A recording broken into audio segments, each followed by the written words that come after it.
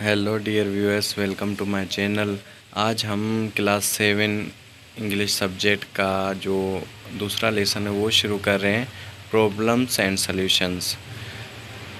Students magazine means जो शागिर्दों का तलबात का रिसाला वो।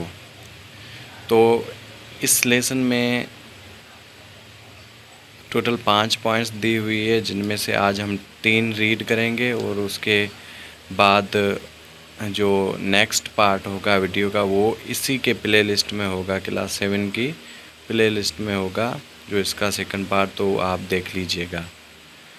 तो students magazines ask big brothers the solution to all your problems. पूछें बड़े भाई से अपने सारे मसलों का हल। डियर बिग ब्रदर, प्यारे बड़े भाई, I am the only grandson of my grand parents. मैं एक इकलौता पोता हूँ अपने ग्रैंड पेरेंट्स का।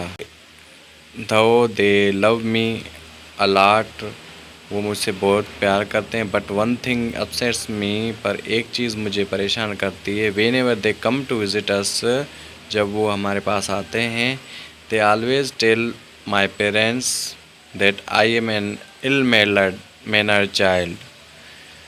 वो हमेशा कहते हैं कि मैं एक बदअखलाक लड़का हूँ। I never talk to them in harsh way, मैंने कभी भी उनसे इससे गलत बात नहीं की आर मिसबिहेव, और कभी भी गलत रवैया नहीं था मेरा। So I don't know why they say this, पर मुझे पता नहीं है वो क्यों कहते हैं। Please guide me how to treat them that they feel happy. मेहरबानी करके मुझे बताएं कि मेरा रवैया उनके साथ कैसे सही होगा ताकि वो खुश हो जाए। मैं उनको कैसे ट्रीट करूं, मैं अपने खुद में कौन से चेंजेस ले आऊँ। अनहैप्पी जैन ग्रेड 6, जो परेशान जैन क्लास 6 का। Dear Zain, I am sure you are respect your grand parents. मैं यकीन से कह सकता हूँ कि तुम अपने ग्रैंड पेरेंट्स की इज़्ज़त करते हो। But older people always expect something more, पर जो बूढ़े लोग होते हैं या पुराने लोग होते हैं वो कुछ ज़्यादा उम्मीद रखते हैं। Here are some valuable tips, कुछ मैं आपको अहम टिप्स देना चाह रहा हूँ या अहम राय देना चाह रहा हूँ। If you follow these you will probably make them very happy. अगर तुम इन चीज़ों की पैरवी करोगे तो मुमकिन है कि तुम खुश हो जाओगे। Give them a warm welcome with the smile when you greet them. उनको पुरजोशी से आपको वेलकम करना है, उनको खुशामदीद करना है, और स्माइल से, मुस्कुराहट से जब भी तुम उनसे मिलो। Give them a helping hand specially when they are carrying their things. उनकी मदद करना जबकि वो अपने सामान अपने साथ लेके आएँ। उनका सामान आप उठाने में उनकी मदद करना। Spend some time with them, और उनके साथ अपना टाइम कुछ खर्च करना। लिसन टू व्हाट दे से, और उनको सुनना कि वो क्या कह रहे हैं। Old people get easily aerated, पुराने बूढ़े लोग जल्दी से गुस्सा हो जाते हैं या इरिटेट हो जाते हैं, परेशान हो जाते हैं। बट बी काइंड, पर तुम्हें अच्छे से रहना है। एंड पोलाइट टू देम, और नरम मिजाज रखनी है उनके साथ।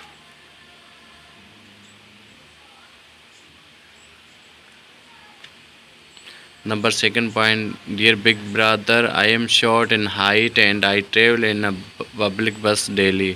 मेरा कद छोटा है हाइट में, और मैं रोज़ बस से सफ़र करता हूँ। माई प्रॉब्लम इज़ दैट, मेरा मसला ये है कि दो I always pay my fare while I am mostly asked to give up my seat for other people. जबकि मैं अपना किराया देता हूँ, पे मीन्स देता हूँ, खर्च करता हूँ, फेयर मीन्स किराया, तो मुझे क्यों अपनी सीट दूसरे लोगों को देनी पड़ती है। सिंस आई पे माई फेयर, जबकि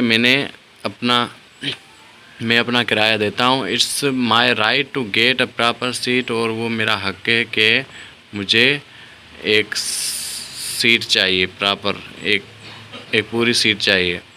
more over whenever the conductor ask me stand up, उसके अलावा जबकि कंडक्टर मुझे उठने को कहता है, my friends make fun of me, और मेरे दोस्त मेरा मजाक उड़ा रहे, आई गेट ऑनर्ड, और मैं बहुत ही परेशान हो जाता हूँ।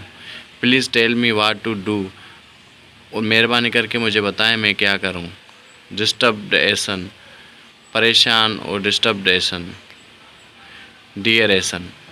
It's good that you are an honest boy, ये अच्छी बात है कि तुम एक ईमानदार लड़के हो। And you pay your fare, और तुम अपना किराया देते हो। I think you are very lucky to be asked to give up your seat for an adult. मैं सोच रहा हूँ कि तुम बहुत खुशकिस्मत हो कि तुम्हारी सीट दी जाती है किसी बड़े को, स्पेशली फॉर एन ओल्ड, और बूढ़ों को, आर हैंडीकेप्ड पर्सन, और जो बेचारे माजूर लोग हैं उनको, or a person carrying something heavy, और उनको जो कि जिनके हाथ में बहुत ज़्यादा वज़न रहता है। This gives you a chance to serve others, यही चीज़ें आपको मौका देती है दूसरों के खिदमत करने में। Also it is good manners, और ये बहुत अच्छा अखलाक है, to offer your seat to those who need it more than you, उनको सीट देने के लिए जो कि जिनको आपसे ज़्यादा सीट की ज़रूरत होती है। Secondly, do not stop doing good deeds, पर उसके दूसरी बात कि आपको कभी भी रुकना नहीं है ऐसे अच्छे काम करने से, because your friend mock you,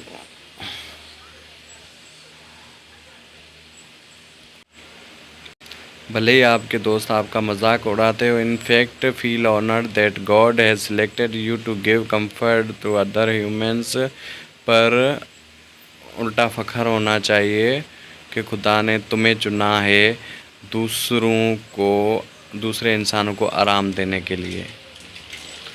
number 3, dear big brother, I live in a joint family, मैं रहता हूँ एक अपने जॉइंट ख़ानदान में। जॉइंट ख़ानदान मीन्स सारे अंकल वाले सारे इकट्ठे हो।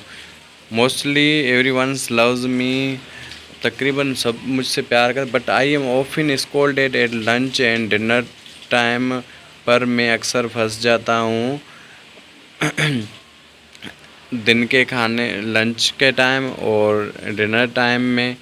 Everyone points out my mistakes, हर कोई मेरी गलतियाँ निकालता है उसी टाइम जब ये खाना खाने बैठता है, दिन का या रात का। Now I have stopped sitting with my family, पर मैंने अब छोड़ दिया उनके साथ, अपने ख़ानदान के साथ बैठना ड्यूरिंग मील टाइम्स, जब खाने का वक्त होता है तब। Because I can not take it any more, क्योंकि मैं ज़्यादा नहीं ले सकता या ज़्यादा बर्दाश्त नहीं कर सकता। पेनलाइज्ड फाद, बहुत परेशानी के आलम फाद।